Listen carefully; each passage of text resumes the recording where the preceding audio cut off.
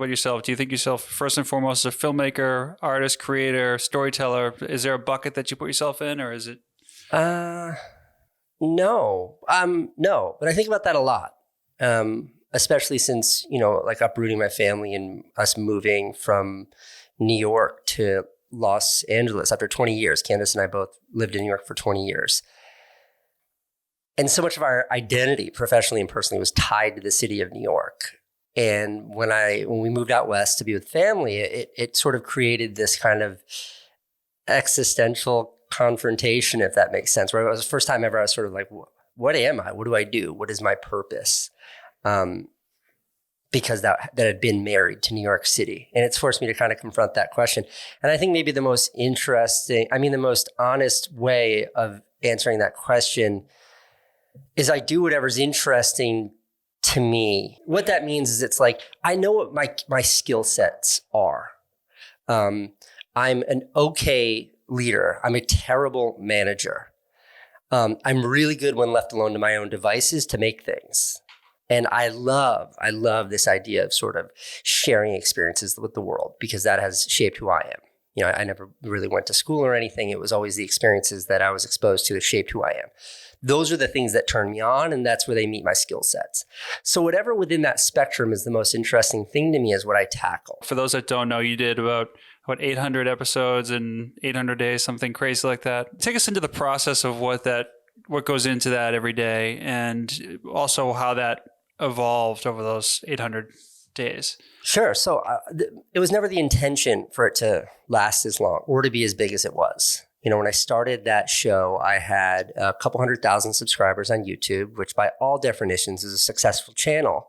But I primarily used the platform as a way to just, distribute the projects that I was doing elsewhere, whether it was an ad for Nike or I was making short films for the New York Times. I'd put them all on my YouTube channel. I used it as a distribution platform. And then when I began the Daily Show, it was sort of this effort for me to challenge myself when it came to making movies in a way that I'd never done before. I just started my tech startup and I had no real creative outlet that was as expressive as making videos because it was all tied into fundraising and managing and coding and everything that goes into building a technology company. So I was like, well, let me marry these two things. Let me tell a story every day from New York City about what it means to be an entrepreneur or dad or live in this city. And let me see how long I can keep this going. And I thought maybe a week would be how long it would last. The show was effectively 8 to 12 minute episodes every day. And every show had a very specific, very linear structure. It had a beginning, middle, and end. They all had a 3-act narrative. They were all produced, I think, on par with what you would see on television, not what you would see on the internet. So it was all of those things that touched on what was most interesting to me and most compelling to me about sort of filmmaking or storytelling. And then you're putting your life out there. So what kind of existential impact does it have when the fodder for your creations is? And I know that you said that New York was kind of the overall story that was being told, but you're the main character. What happens to someone when you're constantly putting yourself out there like that? Well, at first, nothing, because I think at first you're extremely sort of naive to what it means to be sharing so much of yourself. That was absolutely the case for me. When you click upload, it doesn't matter how many people watch that video. You click upload, you're just sitting by yourself, and it's impossible to see who's on the other side of that. Right.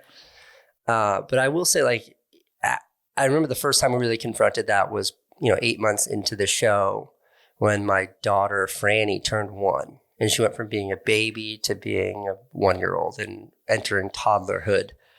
And my wife and I sat down and had a very real conversation about no longer putting her on social media or in the videos. And the concern was that we didn't want the world to be able to establish a relationship with her the way they may be able to with me or my wife or my older son who was in it, all sort of consenting, conscious adult human beings who had some semblance of an idea of what the repercussions could be. Like, we didn't want to do that to the baby because it's not fair and there are risks involved. And that was the first time I really confronted that sort of, all the existential questions that come along with sharing so many of the intimacies of your own life with the world. So to answer your question, I think it's difficult. I think it gave me sympathy, and I say this gently, for the celebrities you see on the covers of magazines who have no sort of agency over their likeness or putting themselves out there, what that means, or the judgments that people might make about them, all of those sorts of things. And I do think there's a difference, because I did have control over what aspects I shared, but you have no control over what people think or what people say. And that was a very strange experience to me. I think what I'm describing right now is fame. Having a show on HBO or having a movie at Sundance, those are huge benchmarks of success, but you don't walk down the street in Cleveland and have somebody run up to you and say, "Oh, I love the 3-minute movie you had on the New York Times." Like, it doesn't happen. And is that, are you comfortable with that? Does that get exhausting, or? Well, that's what it was. But once the Daily Show began, it was a matter of weeks or months where it went from whatever it was to 100 million plus views a month. Like, we're talking about Super Bowl numbers, right, over and over and over and over. And I remember being in South Africa, taking a 3-hour drive up the Western Cape, like up the coast of South Africa, and being in some absolutely obscure town. And we went to this like guy who cooks food at a barbecue, a braai in his backyard. And that was the closest thing we could find to a restaurant.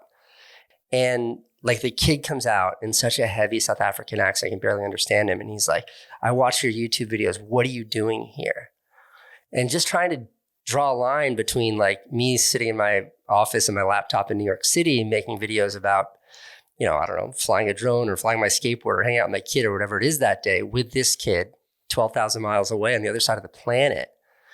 That's a really difficult thing to reconcile.